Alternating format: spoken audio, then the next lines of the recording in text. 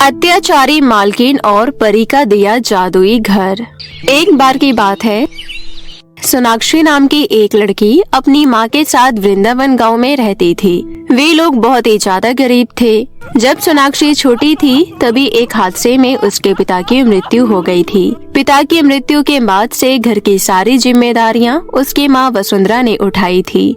वसुंधरा गांव की ठकुराइन के यहाँ काम करने जाती थी। ठकुराइन वसुंधरा को उसके मेहनत के हिसाब से बहुत कम पैसे देती थी, लेकिन फिर भी वसुंधरा उन पैसों में खुश थी, क्योंकि उतने पैसे में उसका और उसकी बेटी का पेट भर जाया करता था। सोनाक्षी अपनी गरीबी से बिल्कुल खुश नहीं रहती थी, क्योंकि वो छोटी छोटी चीजों के लिए बहुत तरसती थी। 2 वक्त के खाने के अलावा उसे कुछ नहीं मिल पाता था, इसलिए वो दूसरे लोगों की चीजें देखकर बहुत तरसती थी। एक बार की बात है, वसुंधरा काम करने ठकुराइन के घर जा रही थी। तभी सोनाक्षी अपनी माँ से कहती है, माँ, आप मुझे रोज घर में अकेला छोड़कर चली जाती हो। आज मुझे भी आपके साथ ठकुराइन के घर जाना है। लेकिन बेटा, तुम वहाँ जाकर क्या करोगी? मालकिन और उनकी बेटी बहुत गुस्से वाली है। अगर तुमसे भूल से भी कोई भूल हो गई तो वो मुझे भी काम से निकाल देंगी, और अगर उन्होंने हमें काम से निकाल दिया तो हम 2 वक्त का खाना कैसे खा पाएंगे? मुझे कुछ नहीं सुनना है माँ, मुझे आपके साथ जाना है। आप रोज बहाने बनाकर मुझे नहीं लेकर जाती हो। मैं कोई भी शैतानी नहीं करूँगी। ठीक है, अगर तुम इतनी जिद कर रही हो तो चलो मेरे साथ, लेकिन अगर तुमने कोई गलती की तो तुम्हें बहुत डांट पड़ेगी। इतना कहकर वसुंधरा सोनाक्षी को अपने साथ काम पर ले जाती है। जब दोनों वहाँ पहुँचते हैं तो मालकिन कहती है, अरे वसुंधरा, ये तू अपने साथ अपनी बेटी को क्यों लेकर आई है? अगर लाई है तो अपनी बेटी से बोल दियो घर में शैतानी ना करे, नहीं तो बहुत बुरा होगा, समझी? जी मालकिन, अब चिंता मत कीजिए, मैंने इसको समझा दिया है, ये कोई शैतानी नहीं करेगी। उसके बाद वसुंधरा सोनाक्षी को लेकर अंदर चली जाती है और घर की सफाई करने लगती है। वसुंधरा जहाँ भी सफाई कर रही थी, सोनाक्षी को अपने साथ ले जा रही थी। थोड़ी देर बाद वसुंधरा सफाई करने अपनी मालकिन की बेटी रूबी के कमरे में जाती है। रूबी के कमरे में एक बहुत खूबसूरत गुड़िया रखी हुई थी। सोनाक्षी उस गुड़िया को देखकर खुद को कंट्रोल नहीं कर पाती और अपनी माँ से कहती है, माँ, वो देखो कितनी खूबसूरत गुड़िया है। क्या मैं थोड़ी देर उसके साथ खेल लूं? किसी को पता नहीं चलेगा। नहीं सोनाक्षी, रूबी बहुत गुस्से वाली है। अगर तुम उसकी गुड़िया से खेलोगी तो वो रोने लगेगी और फिर मालकिन गुस्से में कुछ भी कर सकती है। सोनाक्षी अपनी माँ की बात सुनकर उदास हो जाती है, लेकिन उसको रूबी की वो गुड़िया बहुत पसंद आई थी। सारा काम खत्म करने के बाद वसुंधरा सोनाक्षी को लेकर घर आ जाती है। घर आने के बाद भी सोनाक्षी का पूरा ध्यान गुड़िया पर ही था। वसुंधरा सोनाक्षी से कहती है, क्या हुआ बेटी, तुम किन ख्यालों में खोई हुई हो? माँ, मुझे वो गुड़िया चाहिए। मुझे वो गुड़िया सच में बहुत अच्छी लगी। बेटी, वो बहुत ही महंगी गुड़िया है, इसलिए तुम उसका ख्याल करना छोड़ दो। हम बहुत गरीब है बेटी, मैं तुम्हें इतनी महंगी गुड़िया नहीं दिलवा सकती हूँ। सोनाक्षी अपनी माँ की बातें मान लेती है और खाना खाकर सो जाती है। अगले दिन सोनाक्षी फिर से वसुंधरा के साथ ठकुराइन के यहाँ जाने की जिद करती है, इसलिए वसुंधरा उसे अपने साथ काम पर ले जाती है। आज ठकुराइन किसी काम से बाहर गई थी और रूबी भी स्कूल गई हुई थी। ये सब देख सोनाक्षी सोचती है, आज तो यहाँ कोई नहीं है। रूबी को घर आने में भी अभी बहुत समय है। एक काम करती हूँ, रूबी की गुड़िया से थोड़ा सा खेल लेती हूँ, किसी को पता भी नहीं चलेगा। इतना सोचकर सोनाक्षी रूबी के कमरे में चली जाती है और उसकी गुड़िया से खेलने लगती है। वसुंधरा काम में बिजी थी, इसलिए उसका ध्यान सोनाक्षी की तरफ नहीं जाता है। सोनाक्षी गुड़िया के साथ खेल रही थी, तभी उसके हाथ से गुड़िया छूट जाती है और वो जमीन पर गिरकर टूट जाती है। गुड़िया के टूटने से सोनाक्षी बहुत डर जाती है। तभी रूबी घर आ जाती है और सोनाक्षी को अपने कमरे में देख लेती है, साथ ही वो टूटी हुई गुड़िया को भी देख लेती है। ये सब देखकर रूबी कमरे में जाती है और सोनाक्षी को जोरदार तमाचा लगा देती है। बेशरम, तुझे शर्म नहीं आई? चोर कहेगी, तू मेरी गुड़िया चुराना चाहती थी ना? मैं अभी मम्मी को फोन करके बुलाती हूँ। रूबी अपनी माँ को फोन करती है और रोने लगती है। रूबी को रोता सुन रूबी की माँ फौरन घर आ जाती है। क्या हुआ बेटा, तुम रो क्यों रही हो? किसी ने तुम्हें कुछ कहा तो मुझे बताओ। माँ, आपकी नौकरानी की बेटी मेरी गुड़िया चुराना चाहती थी। उसने मेरी गुड़िया तोड़ दी मम्मी।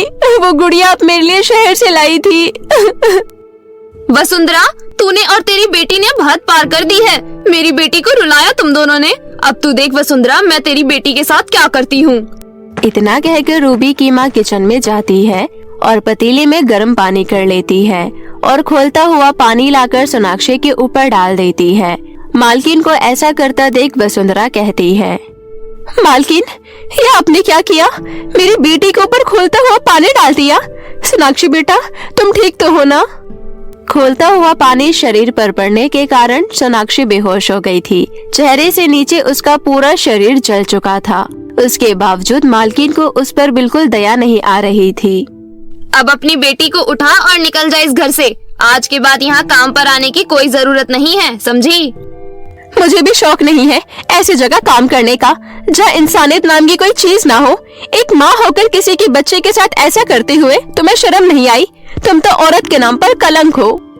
इतना कहकर वसुंधरा अपनी बेटी को उठाकर रोते हुए घर ले जाती है और उसके शरीर पर गीली मिट्टी लगा देती है ताकि उसकी बेटी को थोड़ा आराम मिले। हे भगवान, कैसी दरिंदगी आ गई है लोगों में। मेरे बच्चे को बचा लेना भगवान। इसे कुछ नहीं होना चाहिए, नहीं तो मेरा आपके ऊपर से भी भरोसा उठ जाएगा। वसुंधरा अपनी बेटी का खूब ध्यान रखती है, लेकिन सोनाक्षी तो होश में ही नहीं आ रही थी। अब वसुंधरा का दिल बैठा जा रहा था।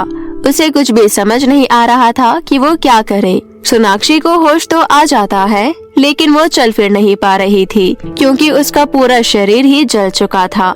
बेचारी वसुंधरा बहुत परेशान थी। इस तरह कुछ दिन बीत गए। एक रात अचानक बहुत तेज आंधी आने लगी। वो आंधी वसुंधरा का घर झेल नहीं पाया और वसुंधरा का घर टूट गया। हे भगवान, कैसी परीक्षा ले रहा है तू हमसे। मेरी बेटी अभी तक ठीक नहीं हुई थी और हमारा घर गिर गया। अब हम कहाँ रहेंगे? घर में खाने के लिए राशन भी खत्म हो चुका है। तभी वहाँ पर परी लोग की रानी परी प्रकट होती है और कहती है, वसुंधरा, रोना बंद करो। देखो मैं आ गई हूँ। अब तुम्हारी सारी परेशानियाँ दूर हो जाएंगी। कौन हो तुम और तुम कैसे करोगी मेरी परेशानियों को दूर? मैं परी लोग की रानी परी हूँ वसुंधरा। मैं तुम्हारी सारी परेशानियाँ दूर कर दूंगी। मैं तुम्हें कब से देख रही हूँ। तुम इतनी परेशानी में हो और आज तो तुम्हारा घर भी टूट गया। इसलिए मैं तुम्हें एक नया जादुई घर देना चाहती हूँ। क्या सच में? लेकिन कैसे? तभी रानी परी वसुंधरा के घर की जगह पर एक बहुत बड़ा घर प्रकट करती है और कहती है, ये घर एक जादुई घर है। इस घर के अंदर तुम्हें कभी कोई परेशानी नहीं होगी और तुम जिस चीज की मांग करोगी ये घर तुम्हें वो चीज देगा। इतना ही नहीं, ये घर तुम्हारी बेटी को पहले की तरह ठीक कर देगा। सच में रानी परी जी, आप तो मेरे लिए फरिश्ता बनकर आई हो। आपका बहुत बहुत धन्यवाद। उसके बाद परी वहाँ से चली जाती है। वसुंधरा घर के अंदर जाकर देखती है तो उसकी बेटी बिल्कुल ठीक हो चुकी थी और वो बहुत सुंदर गुड़िया के साथ खेल रही थी। ये सब देखकर वसुंधरा बहुत खुश होती है और हाथ जोड़कर परी का धन्यवाद करती है।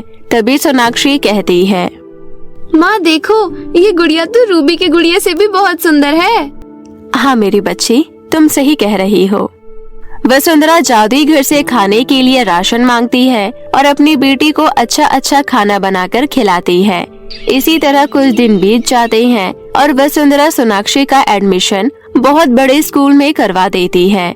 रूबी भी उसी स्कूल में पढ़ती थी। सोनाक्षी को इतने बड़े स्कूल में आता देख रूबी हैरान हो जाती है और घर जाकर अपनी माँ को बताती है, माँ, आपको पता है हमारी नौकरानी की जो बेटी थी ना, जिसके ऊपर आपने गर्म पानी डाल दिया था, वो मेरे स्कूल में पढ़ती है। क्या कहा तूने? सच में? उसके पास इतने सारे पैसे कहाँ से आए जो उसने अपनी बेटी का एडमिशन तेरे स्कूल में करवाया? हमें चलकर देखना होगा। मालकिन अपनी बेटी के साथ सोनाक्षी के घर जाती है। वो देखती है कि जहाँ पर उनकी छोटी सी टूटी फूटी झोपड़ी थी, उस जगह पर अब एक बहुत बड़ा आलीशान घर है। ये सब देख मालकिन को कुछ समझ नहीं आता कि आखिर वसुंधरा ने इतनी जल्दी इतनी तरक्की कैसे कर ली। ये सब जानने के लिए वो एक घटिया सा प्लान बनाती है और वसुंधरा के दरवाजे पर खड़ी होकर वसुंधरा को आवाज लगाने लगती है। जब वसुंधरा बाहर आती है तो वो कहती है, वसुंधरा, मुझे माफ कर दो बहन। मैंने गुस्से में तुम्हारी बेटी के ऊपर गर्म पानी डाल दिया था। मुझे अपनी गलती का एहसास हो गया है। प्लीज मुझे माफ कर दो। माफ करना मालकिन, लेकिन मुझे आपसे बात करने में कोई दिलचस्पी नहीं है। कृपया आप चले जाइए यहाँ से। इतना कहकर वसुंधरा मालकिन को वहाँ से जाने के लिए कह देती है। मालकिन मुंह बनाकर वहाँ से चली जाती है और अब वसुंधरा अपनी बेटी के साथ अपना जीवन खुशी खुशी व्यतीत करने लगती है।